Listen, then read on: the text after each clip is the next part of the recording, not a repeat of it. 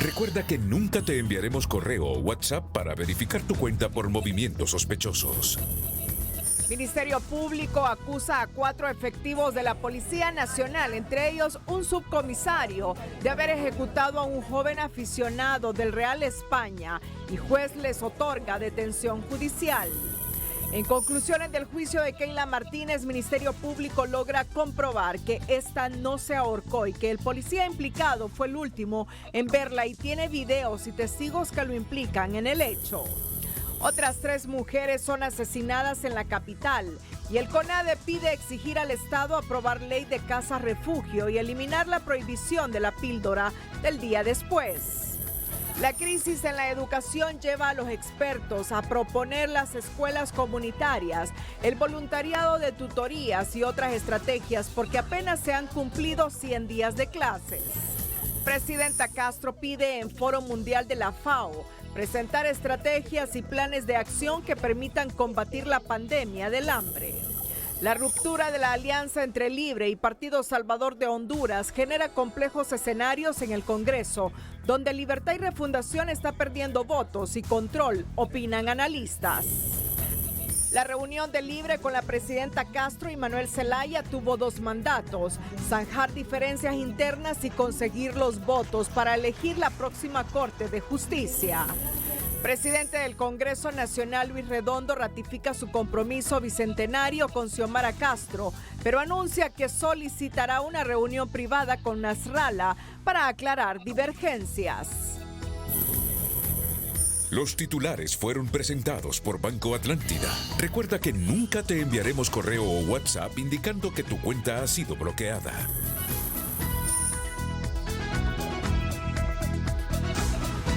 Este es su noticiero TN5 Estelar con Renato Álvarez y Cristina Rodríguez. Muy buenas noches, Honduras. Bienvenidos a la emisión de este lunes 17 de octubre.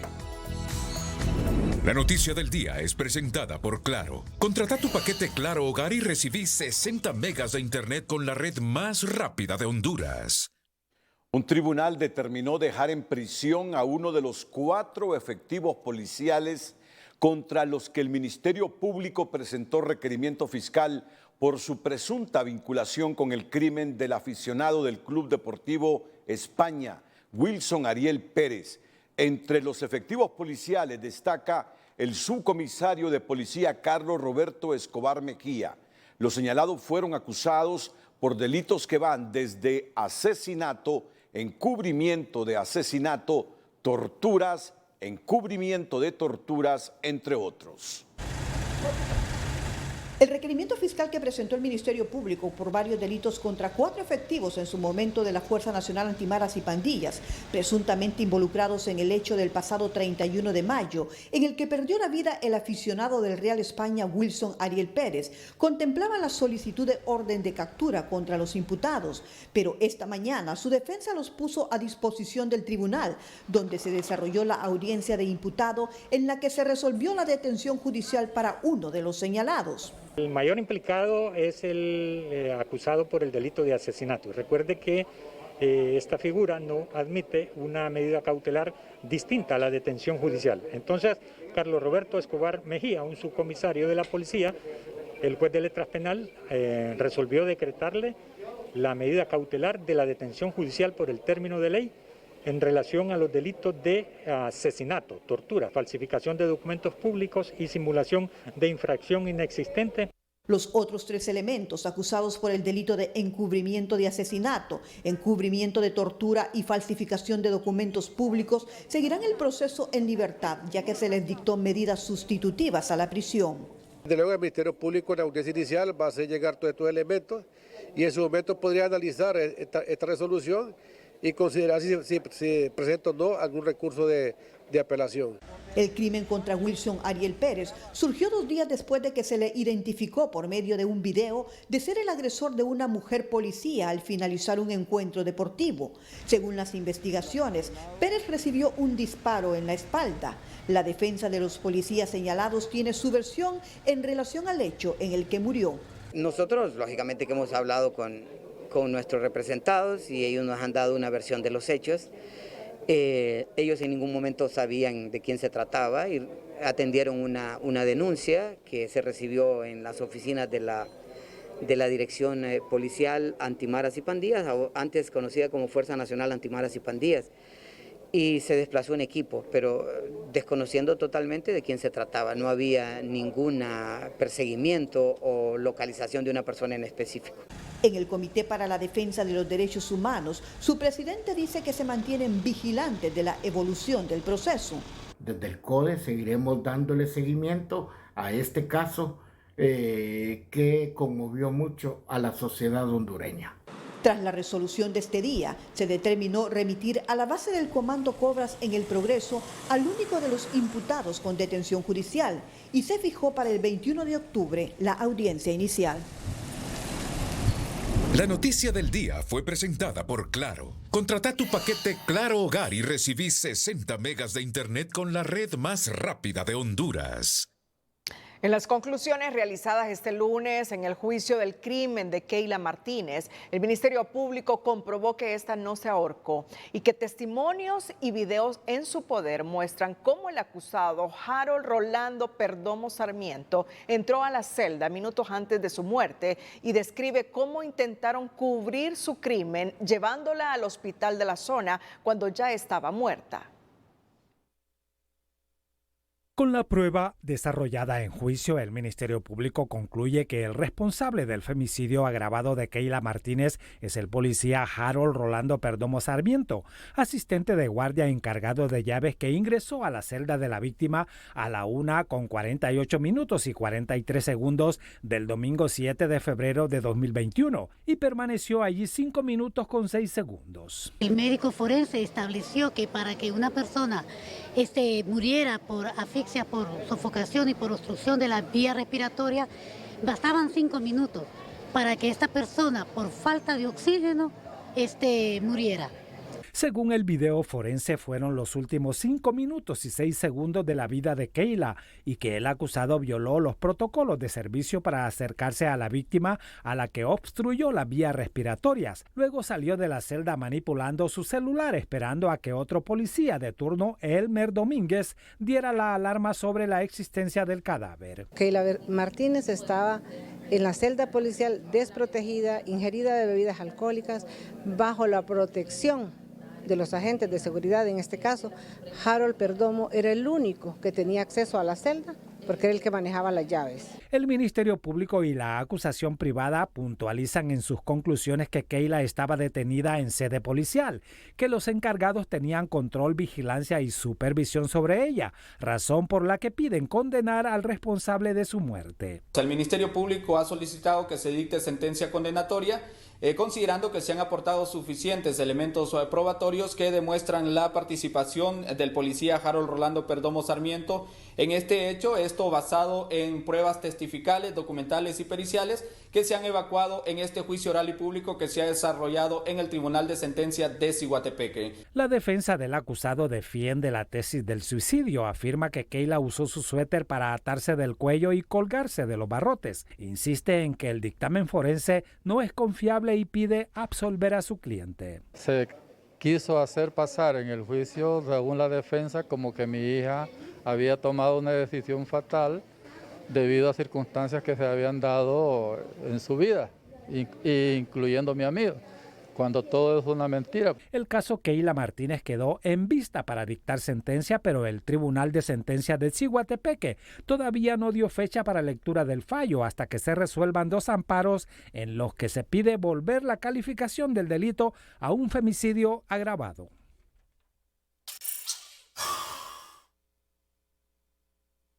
Los familiares de la joven desaparecida Belkis Molina solicitan a las autoridades respuestas más contundentes en torno a la investigación del caso, pues esta semana se cumplen 3 meses de su desaparición sin resultado alguno y no quieren que su caso se quede en el olvido. María Molina, hermana de la joven, dijo a los medios que están desesperados porque sienten que el caso ha caído en un silencio total por parte de las autoridades policiales. Esperan que la otra persona implicada en la desaparición de la joven sea capturada por las autoridades y anunciaron que como familia han optado por difundir la fotografía de este otro sospechoso para que no se escape. La joven Belkis Molina desapareció hace casi 3 meses en La Esperanza, Intibucá, y la policía dijo tener pistas que estaba viva y que pronto se resolvería el caso. Pero en ambos casos, en el de Wilson Ariel Pérez, el aficionado del Real España, que murió, como en el de Belkis Molina, la policía las primeras semanas condujo a la opinión pública hondureña en el sentido de que no tenían nada que ver con estos casos. Y resulta que ahora están implicados un subcomisario, Carlos Roberto Escobar Mejía, en el caso de Wilson Ariel Pérez, y otro policía, Harold Rolando Perdomo Sarmiento, en el caso de Belkis Molina, están implicados como participantes en el crimen de estas 2 personas.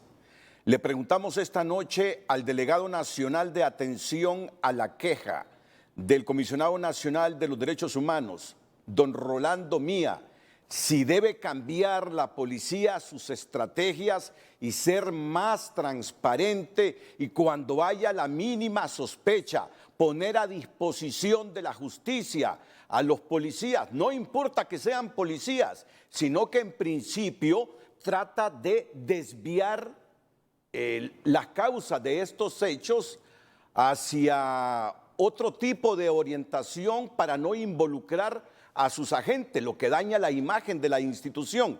Nos gustaría escuchar su comentario esta noche, señor delegado nacional de atención a la queja del CONADE, don Rolando Mía. Sí, muy buenas noches. Muchas gracias, licenciado Renato, por el espacio y la oportunidad de referirnos a este caso tan complicado y que pone pues entredicho la imagen policial de nuestro país.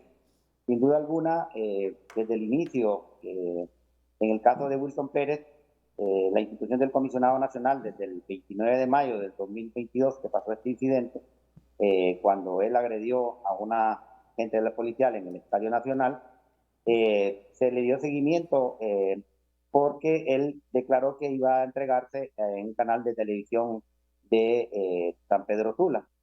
Sin embargo, eso no sucedió porque él apareció muerto. Efectivamente, la Policía Nacional en su momento estableció por los medios de comunicación que se trataba de un enfrentamiento entre maras y empezó todo un proceso de estigmatización para la familia de Wilson y evidentemente eso provocó una reacción a nivel de la sociedad y hubo allanamientos en la casa de Wilson de manera ilegal que conllevó a las violaciones a derechos humanos. Igualmente se pretendió sembrar en la escena del crimen un arma que pareció ser un arma que fue robada por elementos de la policía y que se ocupó en este crimen, lo cual desvirtúa totalmente la acción que manifestaron los policías en su momento, desde los más altos niveles de la policía, diciendo que había un enfrentamiento entre maras, lo cual evidentemente no sucedió. Portando nuevamente el comisionado insistiendo que evidentemente se trataba de una ejecución extrajudicial.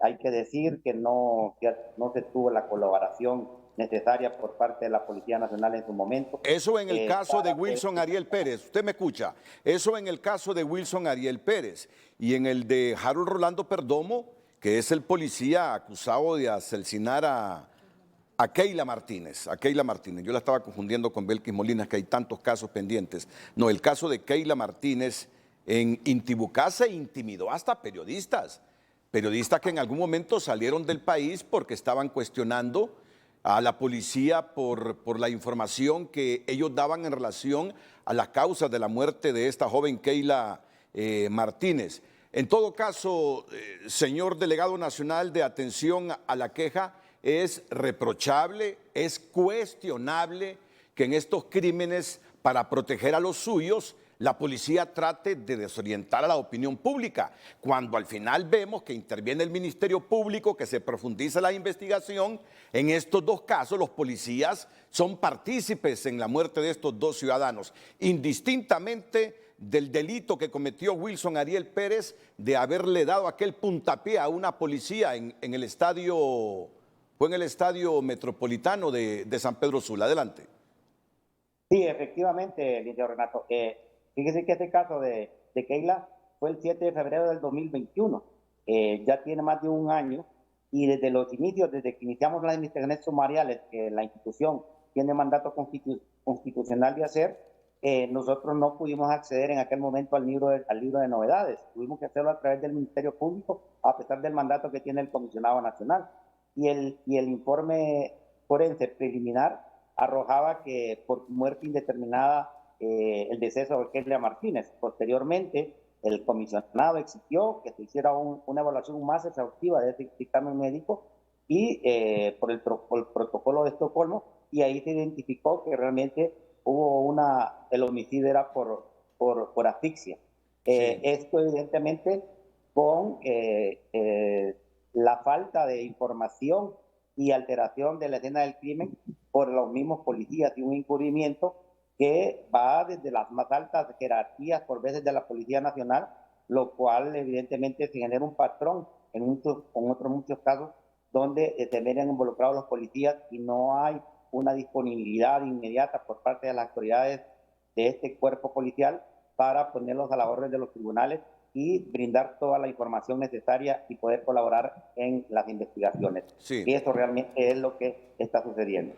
Son dos casos en el último año, lo que nos indica que la depuración en la policía debe ser permanente, porque también hay que cuestionar que en los dos casos han querido proteger a los suyos. Y eso es lo reprochable, cuando se quiere proteger simplemente por quererlos proteger para que no se dañe la imagen de la institución a gente que comete delitos. Señor delegado nacional del CONADE, don Rolando Milla, le agradezco su participación esta noche aquí en Telenoticias. Muchas gracias. Buenas noches. Gracias. La Fiscalía contra la Corrupción presentó este lunes en audiencia inicial 35 pruebas en contra de la exsecretaria de Salud, Yolani Batres, acusada por 9 delitos de fraude y 9 delitos de violación a los deberes de los funcionarios. En la etapa de este día, el ente acusador del Estado ha presentado 35 medios de prueba que quieren evacuar durante esta audiencia inicial. Se trata de 2 testigos, 27 documentales, 5 evidencias y una pericia. Este requerimiento fiscal fue interpuesto por el pago de 7.885.450 lempiras por 9 contratos que fueron firmados por la Secretaría de Salud a través de su titular Yolani Batres para la creación de un software. Según el ente acusador del Estado, este monto fue sobrevalorado en un 90%, incluyendo que un software o un programa no fue entregado a la Secretaría de Salud. Silva informó que durante toda la semana el Juzgado de Letras con competencia nacional en materia de corrupción continuará con la evacuación de los medios de prueba hasta finalizar con la resolución de esta audiencia. Este lunes fueron sepultados los restos de la ex viceministra de Salud, Eliet Girón González, en medio del recuerdo de sus familiares, amigos y compañeros de carrera que destacaron su labor como jefe del Departamento de Obstetricia del Hospital Escuela, así como su proyección social a favor de la salud. Eliet Teresa Girón González, la ex subsecretaria de Salud de la administración del expresidente Carlos Flores Facusé, reconocida ginecóloga y recordada por impulsar varios proyectos en el sistema sanitario público, fue sepultada este lunes a sus 69 años. La doctora Eliet Teresa Girón fue nuestra compañera viceministra en la época del huracán Mitch, desde 1998 hasta el 2002, y a ella le tocó en gran manera manejar la emergencia que tuvimos sanitaria, donde se nos destruyó el 95% de la red. Yo recuerdo a Eliet con cariño, con aprecio, fue directora del Hospital San Felipe, fue directora del Hospital Escuela y una mujer muy trabajadora. La doctora Eliet Girón, antes de ser directora del Hospital Escuela y del Hospital San Felipe en su momento, se desempeñó como jefa del Departamento de Obstetricia en el Hospital Escuela, donde inspiró a cientos de ginecólogos del país a continuar con su carrera. Y ella estaba de jefe de departamento de ginecología y obstetricia y obviamente fungió de manera muy importante e influyó muchísimo en muchos de los médicos obstetras que actualmente nos encontramos en el país. Que fue una persona desprendida.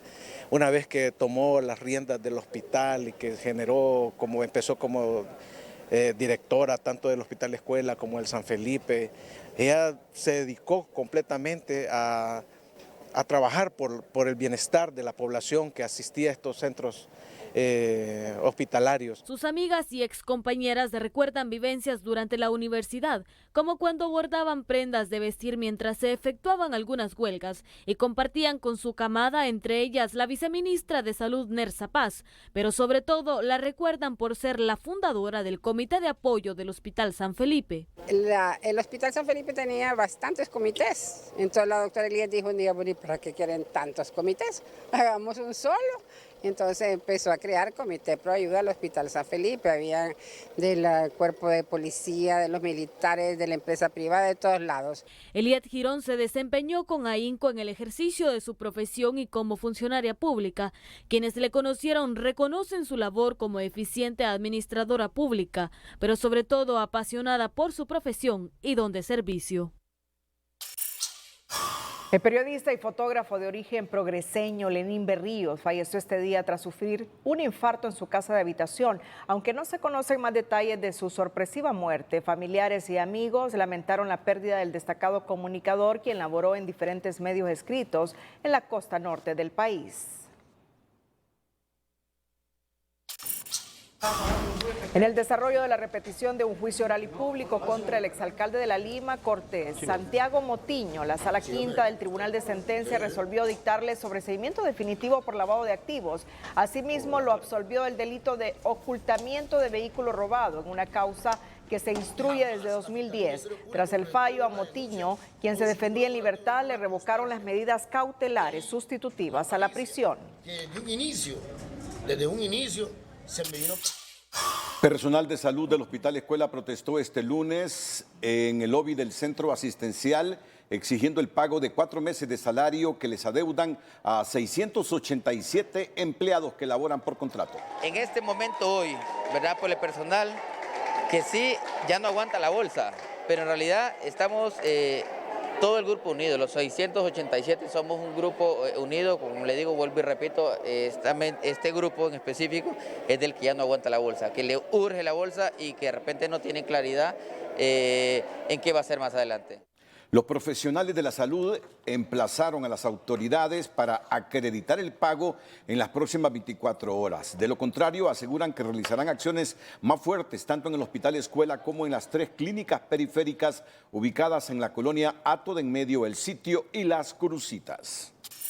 El presidente del Banco Hondureño para la Producción y la Vivienda, Edwin Araque, denunció este lunes amenazas de secuestro y daños materiales a su familia por parte de la militancia de Libre. Es un procedimiento. Bueno, son evidentes, ustedes pueden ver toda la rotulación que han hecho en las paredes de la institución, del edificio de Banprovi, amenazas particularmente que me van a secuestrar, que me van a hacer daño material a mi familia y que me tenga cuidado. Me están amenazando. ¿De qué partidos políticos son ellos? Obviamente el mismo Partido Libre, pues. Este lunes, simpatizantes de Libre protestaron con quema de llantas al frente de las instalaciones de Banprovi, exigiendo la destitución de Araque, ya que denunciaron que en dicha institución se han registrado despidos de empleados afines del partido de gobierno.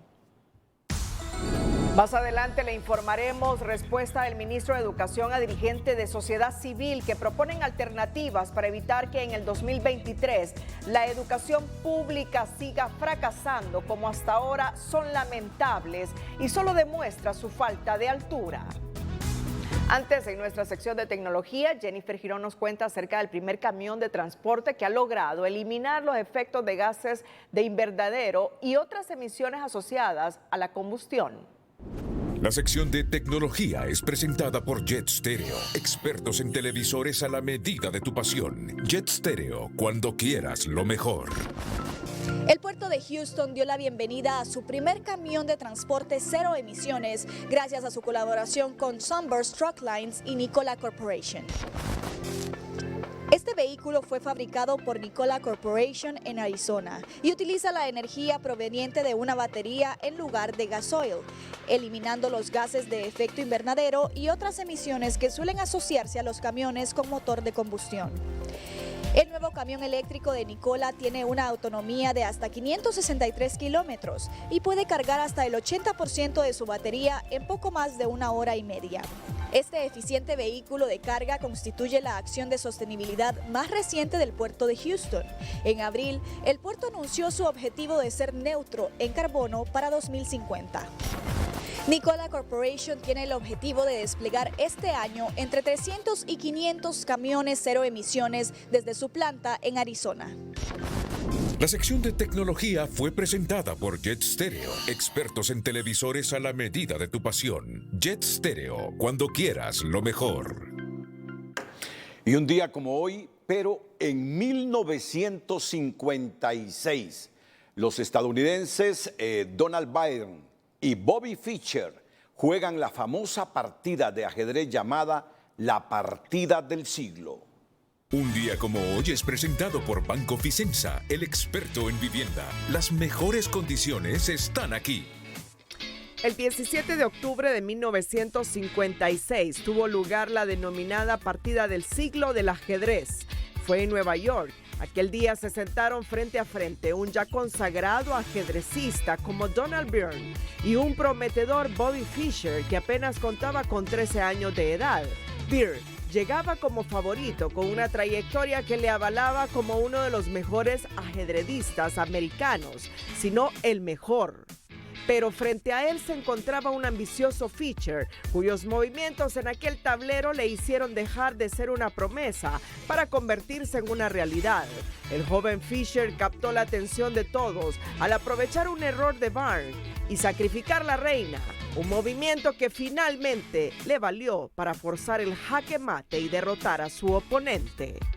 Un día como hoy fue presentado por Banco Ficenza, el experto en vivienda. Las mejores condiciones están aquí.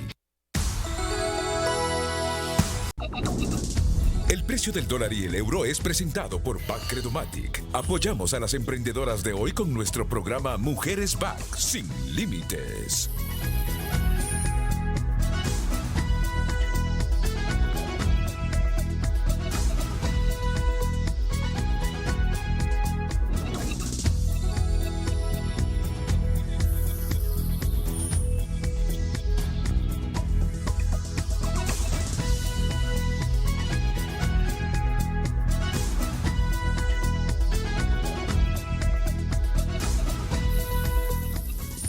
El precio del dólar y el euro fue presentado por Bacredomatic. Somos parte del liderazgo de la mujer en la región.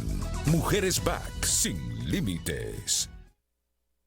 La creación de escuelas comunitarias sería una opción para evitar una catástrofe educativa sin precedentes, proponen expertos en la materia, al advertir que se puede cerrar el ciclo escolar este año sin haber llegado siquiera a los 100 días de clases.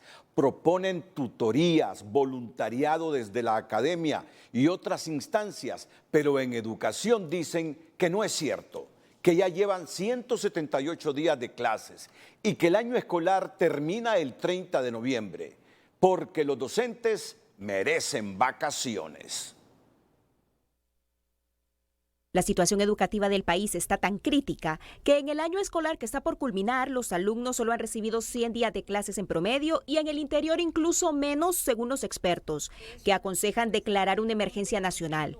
Sugieren también diversas propuestas para reducir el impacto de la crisis, entre ellas la creación de escuelas comunitarias. Es una propuesta en donde a nivel local se genere, se construya una gran alianza entre los gobiernos municipales, las ONGs locales, las iglesias, los empresarios locales, las familias organizadas, otros grupos de sociedad civil de manera que se pueda atender los viernes en la tarde, sábados y domingos a los niños, niñas y jóvenes del sistema educativo. Para salvar la educación nacional, los expertos y académicos también plantean crear grupos de voluntariado universitario con la participación de las 21 universidades del país, además de retomar las tutorías de estudiantes para estudiantes, en la que los alumnos de grados superiores serán tutores de alumnos menores. En el Observatorio de Educación de la Pedagógica proponen la creación de escuelas vacacionales. Con maestros seleccionados,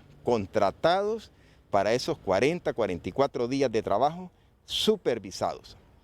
De manera que, en efecto, si en todo el año muchos niños tuvieron 50 días de clases presenciales, en estos 2 meses podríamos recuperar de 40 a 45 días de clases bien desarrollados en aula presencial bajo supervisión. Eso nos permitiría elevar el nivel para que en febrero o marzo, que se hiciera una evaluación nacional estandarizada, tuviéramos mejores niveles de aprendizaje. El tema también preocupa en la sociedad civil y explican que realizarán alianzas con la Asociación de Medios de Comunicación en pro de la educación. Los medios de comunicación están dispuestos a implementar una campaña para tratar de movilizar a los padres y a los estudiantes. 2, es producir algunos materiales, por ejemplo, medios impresos, y se pueden producir algunos materiales para que los estudiantes puedan leer, por ejemplo, a través de esto. Así que hay muchas iniciativas, insisto, y hay la voluntad de varios de querer participar en este proyecto. Las autoridades de educación no comparten las cifras y aseguran que a la fecha se cumplen 178 días de clases presenciales. Sobre las propuestas de expertos y académicos, dicen que el año escolar termina el 30 de noviembre y, según la ley, comienzan vacaciones. Nosotros no vamos a violar la ley. La ley dice que el año lectivo termina el 30 de noviembre. Y que los compañeros docentes tienen derecho a 2 meses de vacaciones. Está en la ley y nosotros no vamos a violar la ley. Punto. No es que queremos medir un punto de vista con el otro, de ninguna manera. Es que nuestros estudios, que nuestros informes, que nuestros análisis nos dicen que el proceso educativo va y de la mejor manera y que ha superado enormemente a los últimos 2 años. El abordaje del tema provocó también que el titular de Educación, Daniel Esponda, publicara en sus redes sociales: "Cuando los perros ladran es porque tienen hambre", seguido por otro tuit donde afirma que en la Secretaría de Educación no vamos a pagar consultorías improductivas y mentirosas. Reacciones que lamentan los entrevistados por representar inmadurez y poca altura académica e intelectual para refutar argumentos, aseguran. Las reacciones vertidas por el secretario de Educación, Daniel Esponda, en sus redes sociales relacionadas a la situación educativa actual del país fueron cuestionadas por el coordinador del Observatorio de Educación de la Universidad Pedagógica Nacional, Mario Alas, quien calificó los posteos como lamentables y una muestra de falta de altura. Un ministro de Educación, aún en los momentos de desacuerdo, tiene que tener cierta altura académica e intelectual para refutar los argumentos, ¿sí? Entonces, si ese Twitter iba dirigido a las ideas propuestas en el panel del programa de televisión, realmente es lamentable. No está a la altura de un personaje nacional como debe ser un ministro de Educación. Al respecto, el subsecretario de Educación, Edwin Hernández, señaló que a quien le caiga el guante, que se aguante. Que lo tomen de la forma que quieran. Y el que le caiga el guante, que lo aguante. Esa es una posición muy personal del ministro Esponda. No sé a qué se refiere, a cuestiones personales de ningún tipo. Entonces, si se ofenden, es cosa de ellos ofenderse. Que hay gente que pasó sin que pasara nada por el proceso educativo nacional, entonces ahora quieren inventar situaciones que no lograron desarrollar cuando ellos fueron autoridades. Entonces lo sentimos mucho. Si se sienten frustrados, no hay problema. Las frustraciones en esos casos son normales. Reitero que los posteos son la opinión personal del titular de la Secretaría y destacó que quienes verdaderamente conocen lo que está sucediendo en materia educativa somos los que manejamos la educación, aseguró el funcionario. Bueno, lo peor que le puede pasar al sistema educativo es tener funcionarios soberbios. Yo no tengo otro adjetivo calificativo después de escuchar estos 2 funcionarios que decirles eso, que son soberbios. viene un grupo de miembros de la sociedad civil, sugiere, propone que el país con esto de la pandemia y otros factores se ha quedado rezagado totalmente en la educación en el continente, que un niño hondureño, que las habilidades de un niño hondureño de 9 años las tiene un chileno de 6 y un costarricense de 7. Tenemos un rezago con esto de la pandemia de aproximadamente 2.5 años. Y proponen que para reforzar esa debilidad de nuestros niños, algunos en 3er grado, por primera vez en clases presenciales, que no saben leer, hayan escuelas vacacionales, porque presupuesto le sobra a esta gente. Y que el próximo año hayan escuelas comunitarias, con voluntarios, con organización municipal, para ayudarles a los niños por la vía virtual a reforzarse, a complementar su educación. Todo por la debilidad que en este momento tiene la educación. Pero miren la respuesta de estos funcionarios. Mire usted la respuesta, si producción puede ponérnosla en pantalla una vez más, la del ministro Daniel Esponda, que muy bien le dice el funcionario de educación Mario Alas. No está a la altura académica con esa respuesta, Daniel Esponda, por favor. Cuando los perros ladran es porque tiene hambre. Le faltó la N a tienen. El otro tuit de Esponda. En la Secretaría de Educación no vamos a pagar consultorías improductivas y mentirosas cuando nadie le ha planteado pago, sino voluntariado. Escuelas vacacionales con los mismos maestros, con los maestros que ganaron los concursos y que no han publicado la lista.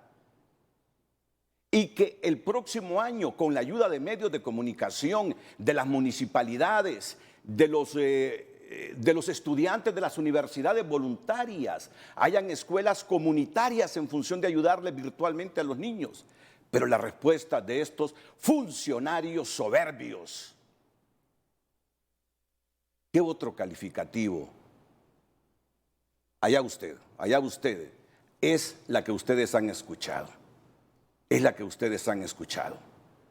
¿Qué rumbo tiene la educación con esos puntos de vista, con esa miopía, con esa politización, con esa enfermedad del corazón que acusan estos funcionarios públicos? Dejémoslo ahí y estamos pendientes de esta gran propuesta de la sociedad civil. Seguimos con nuestra agenda informativa.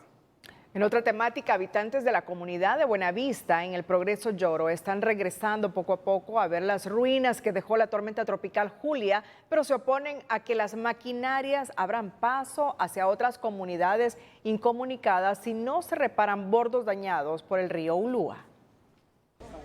En el Progreso Lloro obstruyeron con bultos de arena el paso a las maquinarias que desde el fin de semana reparan la calle que conecta varias zonas en los bajos del Progreso.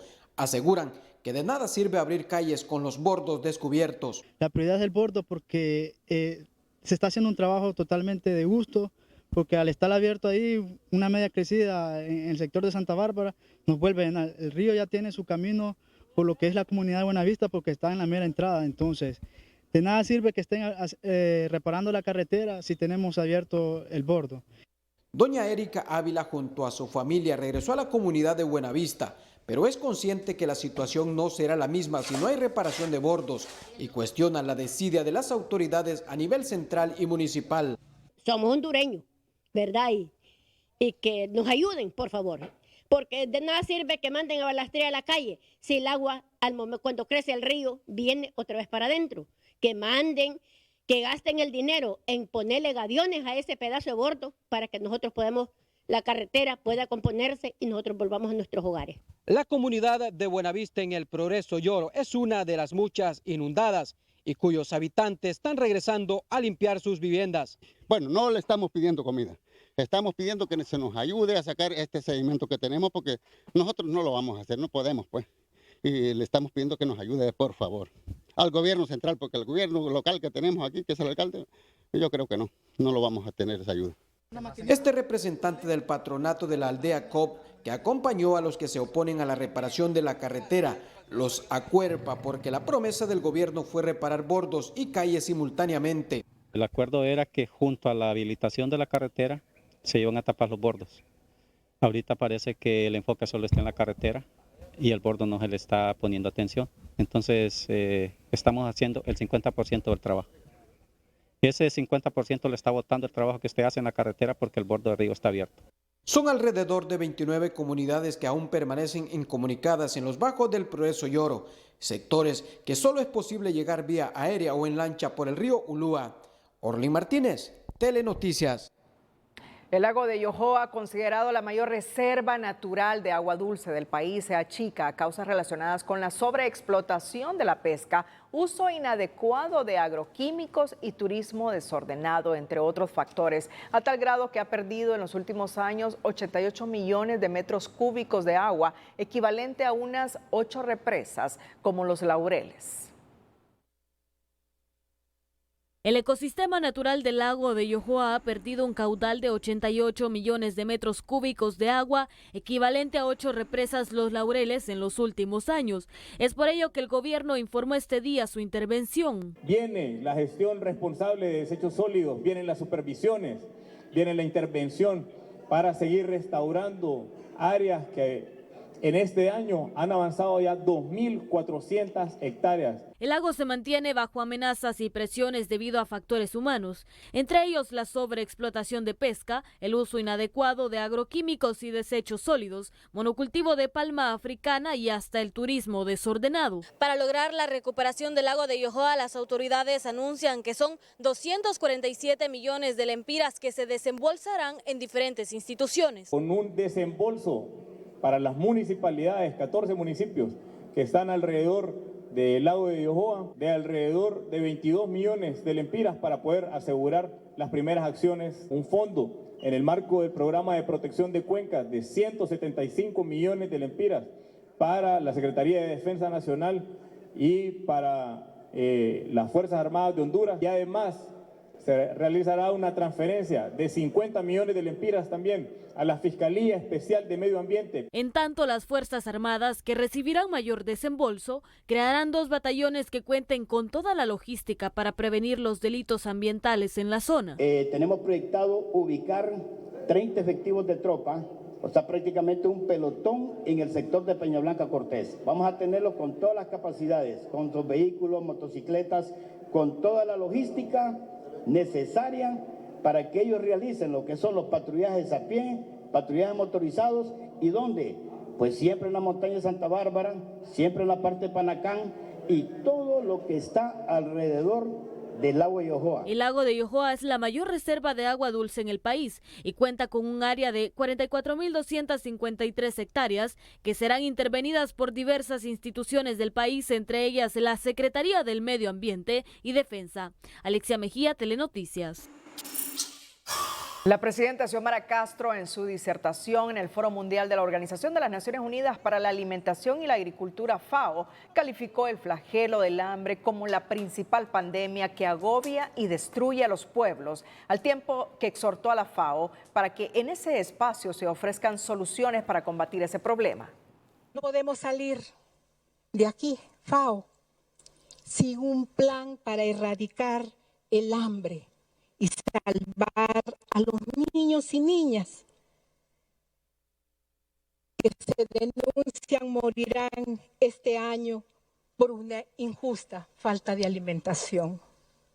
El orden impuesto por el capital transnacional es absurdo y es mortal, especialmente contra la naturaleza y la especie humana.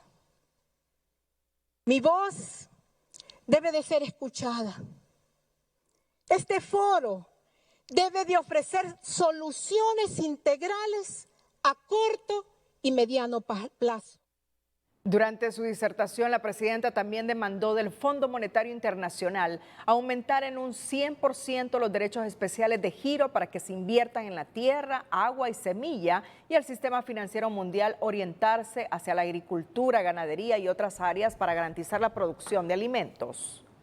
El Fondo Monetario Internacional debe de aumentar al menos en un 100% el monto de los derechos especiales de giro para invertirlos directamente en la tierra, en el agua y en la semilla. El sistema financiero mundial debe orientar sus créditos a la agricultura, a la ganadería, a todas las actividades productoras de alimento, así como el salvamento del medio ambiente y del planeta. La gobernante hondureña dijo que cada 4 segundos una persona está en riesgo de morir por hambre en el mundo y que 3 millones de niños mueren antes de cumplir los 5 años por ese problema, al tiempo de informar que uno de los principales desafíos de su gobierno será cambiar la matriz de importación de alimentos por la producción de los mismos para garantizar la comida a la población. De acuerdo al Observatorio Universitario en Seguridad Alimentaria y Nutricional de la UNA, existen en el país 2.6 millones de hondureños que sufren inseguridad alimentaria y frente a ello el gobierno sostiene que está invirtiendo más de 1.000 millones de lempiras a través de programas orientados a fomentar la producción de alimentos. No obstante, los productores demandan mayor acción relacionada con programas de riego, entre otros. 2.6 millones de hondureños sufren inseguridad alimentaria según estudios de la Universidad Nacional Autónoma de Honduras, derivados de factores como la COVID-19, la pérdida de cosechas, agotamiento de reservas, alza de precios y la insuficiente asistencia alimentaria humanitaria. Se están haciendo bastantes esfuerzos, pero se necesita mucho más a todos los niveles, institucional, departamental, municipal, locales. Hace falta mucho todavía por hacer. Sí, ¿cómo qué falta? ¿Qué desde la óptica del observatorio de acá? Mire, para no hacer difícil la situación, nos podemos guiar por lo que plantea la política y la estrategia en seguridad alimentaria y nutricional. Esta da lineamientos específicos sobre qué es lo que debemos de hacer para poder apoyar la seguridad alimentaria y nutricional de la población. Dentro de ella incluso hay planes de acción, está por la nutrición y está incluso por la seguridad alimentaria y nutricional, ¿verdad? Lo que sí hace falta y es de destacar es que se le debe asignar presupuesto a cada una de las actividades. La inseguridad alimentaria es la ingesta insuficiente de alimentos con efectos graves en la salud de las personas. En el gobierno aseguran que cuentan con un plan para contrarrestar este flagelo que va desde la entrega del bono tecnológico, bono cafetero, bono ganadero, creación de cajas rurales, asistencia tecnológica a los productores con una inversión de más de 1.000 millones de lempiras, además de otros programas como la merienda escolar y la creación de la red solidaria. De ellos se han destinado más de 1.000 millones de lempiras a estos productores, beneficiando a más de 300.000 de ellos. Y como bien decía, esto es un fenómeno global y en ese sentido tenemos que prepararnos como país. Se están diseñando políticas públicas que estimulen, que fomenten el campo hondureño, la producción autosostenible con recursos propios para garantizarle a las y los hondureños también soberanía alimentaria. Estamos también poniendo a disposición de instituciones como Banasupro, el IMA, recursos para que se provean de suficientes granos para la temporada. No podemos confiarlo como se ha venido manejando y tratando al sistema productivo, tenemos que atenderlo de una mejor manera como gobierno y también nosotros como productores disponerlos al sistema de gobierno para ver qué figura podemos encontrar para darle una salida y respuesta al mismo tiempo a la población nacional. Según Pastor de María y Campos, hay factores como el cambio climático que han agudizado este problema con climas de extremos, además del conflicto armado entre Rusia y Ucrania, que ha encarecido los insumos de producción y a nivel interno el abandono por décadas del sector agrícola. Según los productores, la masificación de sistemas de riego para producir en verano es una asignatura pendiente de los gobiernos. Si hablamos de frijoles o de granos básicos, para decirlo así, una masiva instalación de proyectos de riego con fondos no reembolsables, en primer lugar. Segundo, diagnosticar los productores como tal para que ellos sean los beneficiados, porque no podemos ir a inventar productores a estas alturas sabiendo de que los desafíos de los problemas de la canasta básica y especialmente de granos básicos los tenemos a la vuelta de la esquina.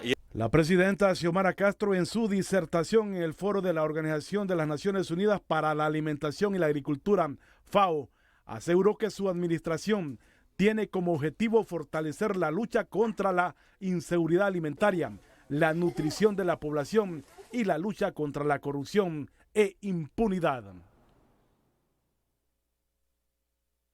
Más adelante, aquí en el noticiero líder, la FAO y la OMS lanzan el plan de acción conjunta Una Sola Salud. La sección de salud es presentada por Aliviol. 24 horas de alivio contra el dolor y el estrés. Para cada tipo de dolor, un tipo de Aliviol. Tenemos los detalles de esta información. La Organización de las Naciones Unidas para la Alimentación y la Agricultura, FAO, la Organización Mundial de la Salud, la Organización Mundial de Sanidad Animal y el Programa de las Naciones Unidas para el Medio Ambiente pusieron en marcha este lunes el Plan Nacional o el Plan de Acción Conjunto Una Sola Salud para reforzar su colaboración a la hora de hacer frente a las amenazas sanitarias que afectan a los seres humanos, los animales, las plantas y el medio ambiente, contribuyendo también al desarrollo sostenible del planeta. El objetivo de este primer plan conjunto es crear un marco para integrar los sistemas y la capacidad de manejar que se puedan prevenir, a manera que se puedan prevenir, predecir, detectar y responder colectivamente a las amenazas sanitarias, como las epidemias zoonóticas, las enfermedades zoonóticas endémicas, las enfermedades tropicales olvidadas y las transmitidas por vectores, los riesgos para la inocuidad de los alimentos, la resistencia a los antimicrobianos y el medio ambiente. La sección de salud fue presentada por Aliviol. 24 horas de alivio contra el dolor y el estrés. Para cada tipo de dolor, un tipo de Aliviol. De niño le gustaba hacer trompos y barquitos de madera. Con el tiempo fue perfeccionando su amor por el arte de tallar en madera y hoy día destaca con su emprendimiento denominado Artesanías de mi Tierra. Es la historia de Javier Gutiérrez, nuestro emprendedor de hoy. El emprendedor de hoy es presentado por Banco Ficosa. Por ti, un grupo sólido y regional. Y el que persevera alcanza. Javier Gutiérrez desde niño fue apasionado por la artesanía. En su niñez realizaba trompos para jugar. Ya cuando fue adulto obtuvo muchos trabajos, pero llegó su momento cuando fue despedido del mismo y fue allí donde recordó su niñez y comenzó a realizar trompos, llaveros, tallados en diferentes variedades, ganándose una marca que hoy la ha posicionado como Artesanías de mi Tierra. Artesanías de mi Tierra nace allá por el 2005. Empezamos como, bueno, los despidieron de nuestro trabajo y teníamos la obligación de emprender en algo, buscar dinero, traer dinero a casa. Y empezamos haciendo llaveritos ahí, vimos que se los vendían y con mucha perseverancia y dedicación hemos logrado que nuestra marca sea reconocida. El que persevera alcanza. Es el caso de Gutiérrez, que ha alcanzado una gran aceptación en la población con su producto de artesanía. El apoyo de la población de nuestra ciudad ha sido grande, pues porque si no fuera por ellos no se reconociera la marca. Si tú quieres comprar estos tallados, puedes llamar al número 9897-8519. Está ubicado en el Mercado Nuevo del municipio de Catacamas. Vía pedidos al 9897-8519. Y es que estas son parte de las herramientas que utiliza Javier Gutiérrez en este pequeño taller, Artesanías de mi Tierra, donde tus ideas toman forma. Alex Ordóñez, Telenoticias. El emprendedor de hoy fue presentado por Banco Ficosa. Por ti, un grupo sólido y regional. Cuando regresemos con el noticiero líder, Presidenta Castro avala con posteo en sus redes sociales ruptura de la alianza con el Partido Salvador de Honduras.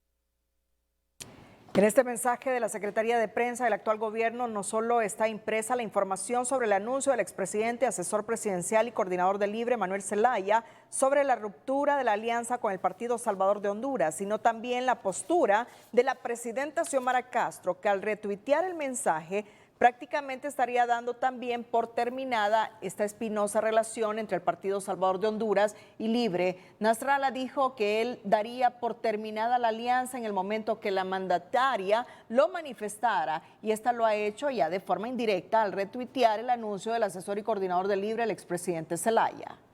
La ruptura de la alianza entre el Libre y el Partido Salvador de Honduras, que cumple este lunes un año, nos referimos a la alianza, un año está cumpliendo hoy, avisora problemas de gobernanza a lo interno del Poder Legislativo, opinan los expertos, en especial en la coyuntura política de toma de decisiones trascendentales, a tal grado que han dado carta blanca al coordinador del Libre, Manuel Zelaya, para dialogar con la oposición política, mientras vuelve el cuestionamiento a la falta de liderazgo de Luis Redondo en la conducción del legislativo.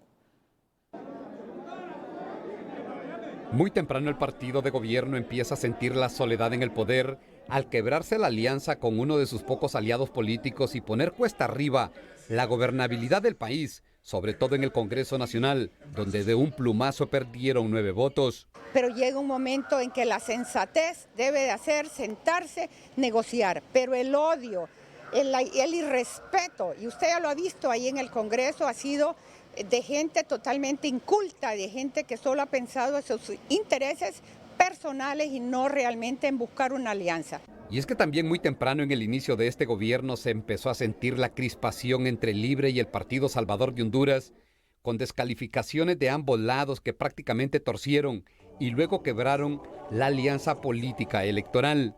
Y no falta quienes se pregunten a qué juega el partido de gobierno al romper la alianza, abrirle fuego a la oposición política en el Congreso Nacional, a las organizaciones de la sociedad civil, a la Iglesia Católica Evangélica y, lo más reciente, una velada amenaza a los medios de comunicación. Pero en la víspera de este gobierno se corrió el telón para saber cómo estaría la fiesta, con un pleito de trompadas y patadas a lo interno del mismo partido en el poder.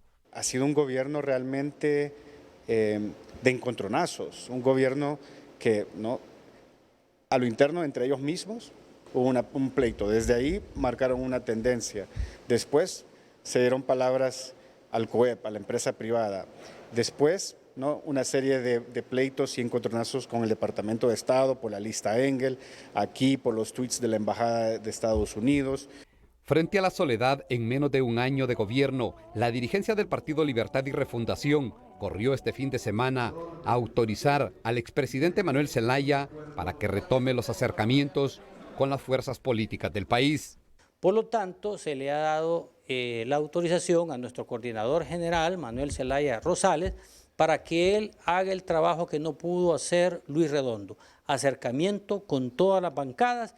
Para este diputado, Manuel Zelaya tiene que llenar el vacío de liderazgo en el Congreso Nacional, pues quien ocupa en la actualidad la silla de la presidencia de ese poder del Estado perdió hasta la mayoría simple y llegó el momento, dice, de sacarlo de ese puesto para que llegue alguien con un mejor perfil, pero sobre todo que sea legal. Mire, Luis Redondo perdió el liderazgo dentro del Congreso Nacional, perdió a su propia bancada, no tiene mayoría simple, mucho menos mayoría calificada. Creo que es el momento de buscar un nuevo liderazgo capaz de tener consenso entre todas las bancadas y todas las fuerzas políticas que hay dentro del Congreso Nacional. Y es que de la misma bancada de Libre circula la versión que al perder 9 votos del PSH, la actual Junta Directiva del Congreso Nacional quedó para aprobar condecoraciones y reconocimientos o aprobar decretos de menor importancia como el Día de la Vaca Lechera o cambiarle el nombre a calles y bulevares, pero no para temas calientes que requieren mayoría simple y no digamos calificada. Ulises Aguirre, Telenoticias.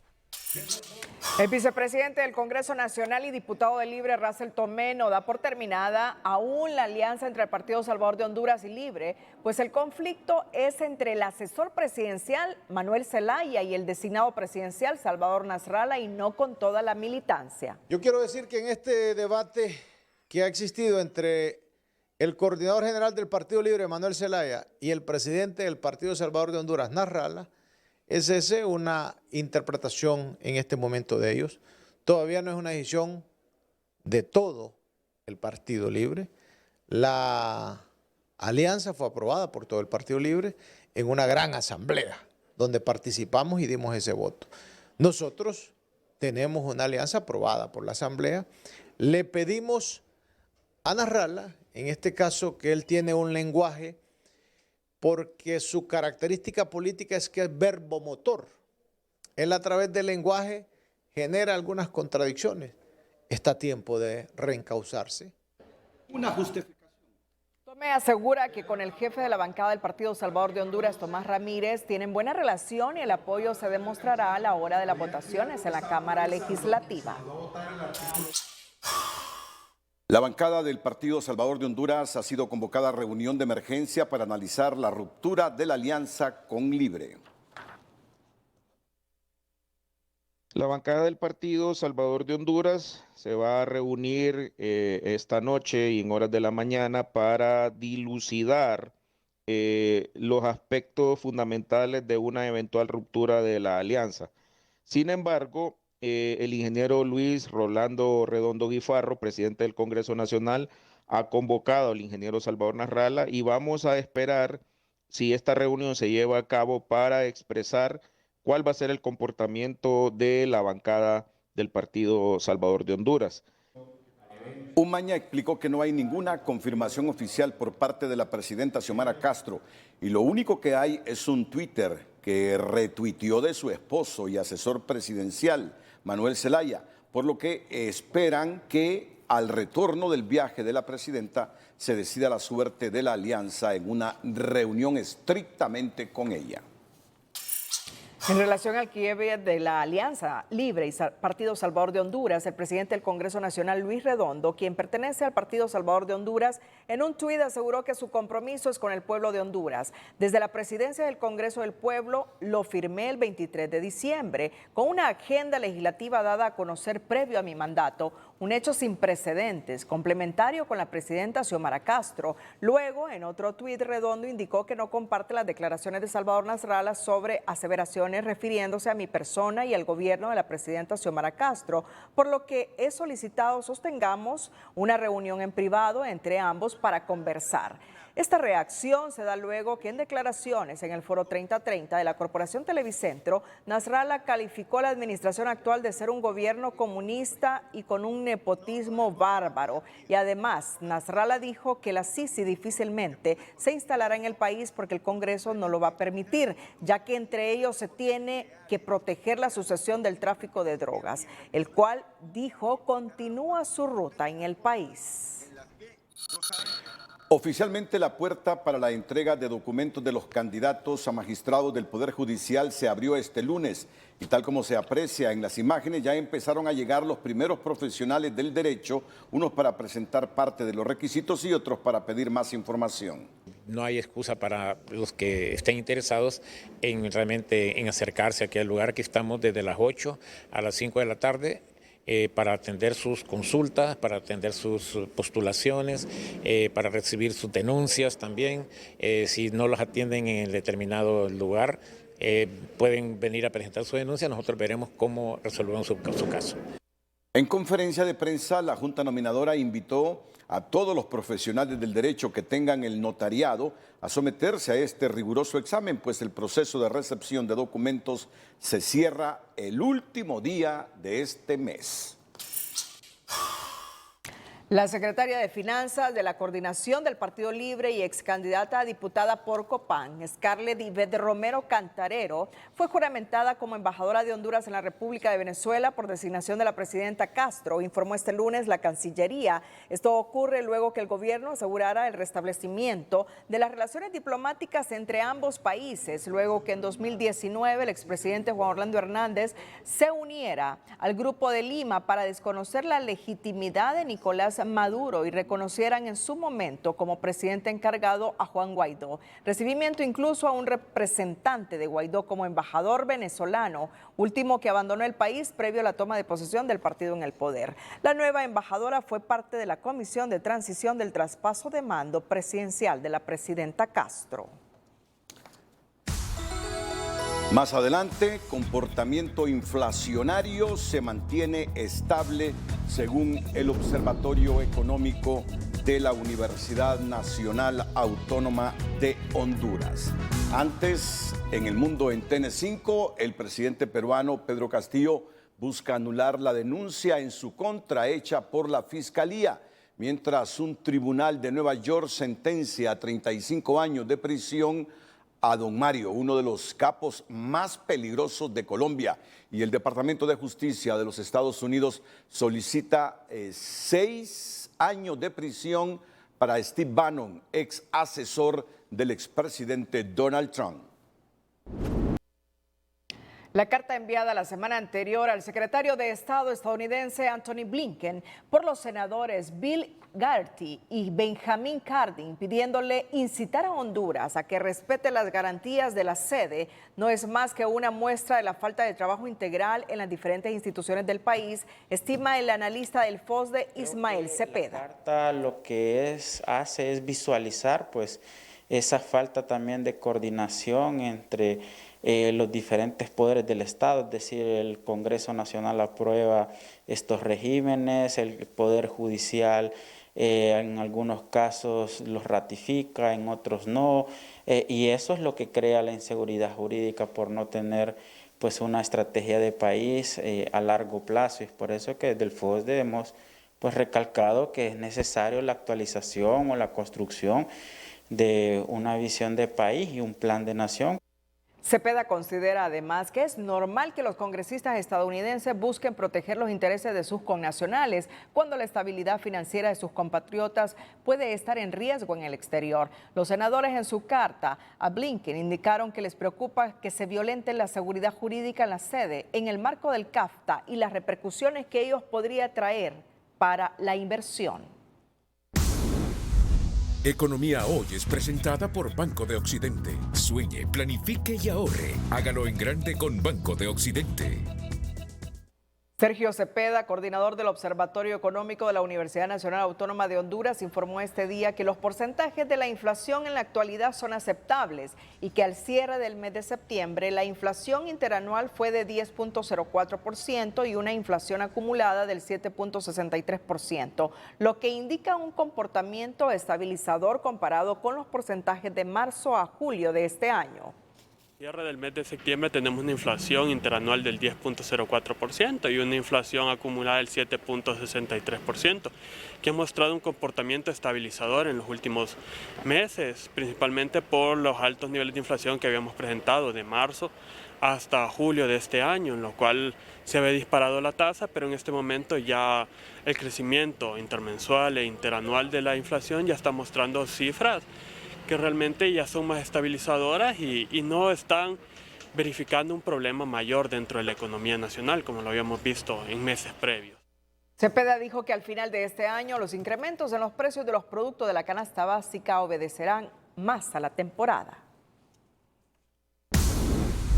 Economía Hoy fue presentada por Banco de Occidente. Goce del respaldo, la confianza y la seguridad financiera que necesita. Es momento de los deportes TVC aquí en el Noticiero Estelar de Honduras.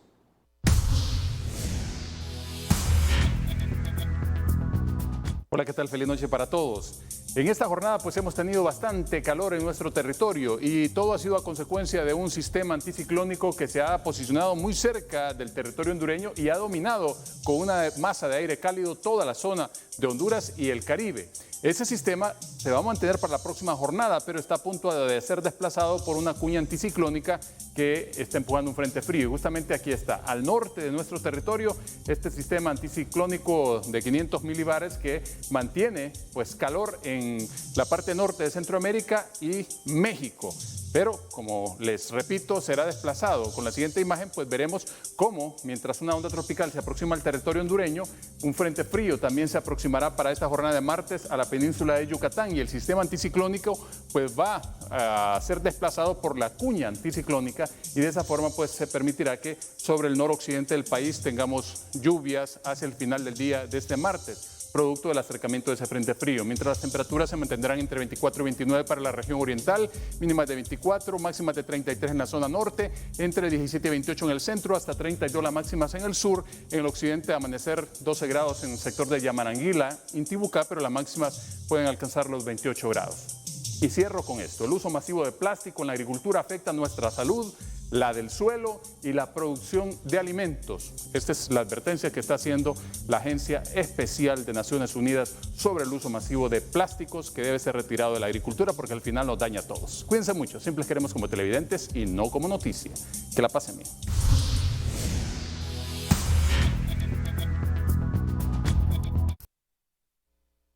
Esta noche 2 mujeres fueron halladas muertas al interior de su vivienda en la colonia Altos de la Mayangle, en Comayagüela. Las víctimas fueron identificadas como Mariel Fabiola Hernández y Keila Aguilar Bustillo, quienes presentaban en sus cuerpos varias heridas provocadas por un arma cortopunzante tipo cuchillo. Los cuerpos de las féminas estaban boca abajo en un charco de sangre, mientras que al lado de uno de los cadáveres estaba un cuchillo ensangrentado, el cual se presume habría sido utilizado para cometer el asesinato.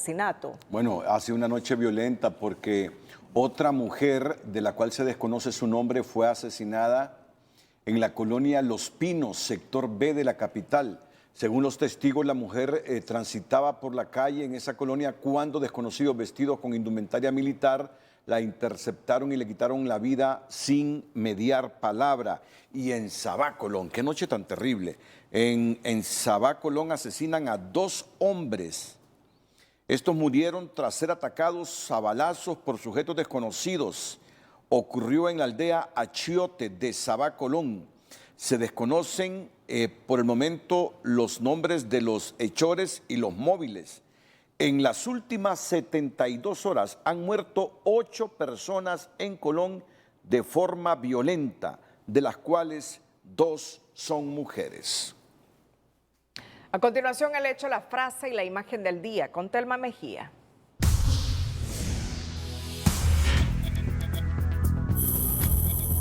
Un subcomisario de la policía y otros 3 efectivos fueron detenidos al ser acusados por la Fiscalía de haber participado en el crimen de un joven aficionado del Club Deportivo España hace unos meses. La Fiscalía asegura tener evidencias que este hecho fue una ejecución y no en el marco de un enfrentamiento inexistente, como se aseguró. Ante las declaraciones del designado presidencial Salvador Nasralla, tras el rompimiento de la alianza dado por libre, esto responde el presidente del Congreso, Luis Redondo. No comparto las declaraciones de Salvador Nasralla sobre aseveraciones refiriéndose a mi persona y al gobierno de la presidenta Xiomara Castro, por lo que he solicitado sostengamos una reunión en privado entre ambos para conversar. El lago de Yohoa, considerado la mayor reserva natural de agua dulce del país, se achica por diversas causas, a tal grado que ha perdido en los últimos años 88 millones de metros cúbicos de agua, equivalente a unas 8 represas como Los Laureles, se informó. Cerramos la emisión estelar. Gracias por su fiel sintonía. Nos despedimos con las 5 de TN5. Feliz noche.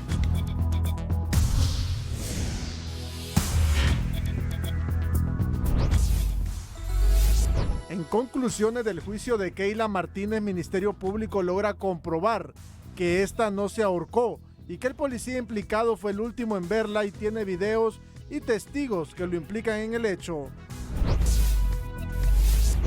Otras 3 mujeres son asesinadas en la capital y el CONADE pide exigir al Estado aprobar ley de casa refugio y eliminar la prohibición de la píldora del día después.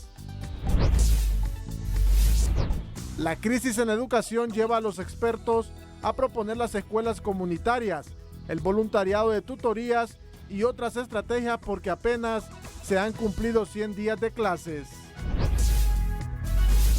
La reunión de la bancada de Libre con la presidenta Castro y Manuel Zelaya tuvo 2 mandatos: zanjar diferencias internas y conseguir los votos para elegir la próxima Corte de Justicia. En medio de recuerdos de la infancia, de su labor profesional y su proyección social, familiares y amigos despiden los restos de la ex viceministra de Salud, Eliet Girón.